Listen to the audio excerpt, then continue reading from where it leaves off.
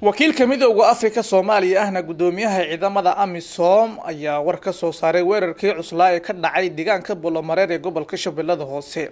waxa uu sheegay in ciidamada ay si adag ula dagaalameen Al-Shabaab isla markaana ay ka guuleysteen kuwaas oo weerar isxigxiga ku soo qaaday deegaanada Buulamareer, Golweyn iyo Qoryooley oo dhammaantoodba ka tirsan gobolka Shabeellada Hoose.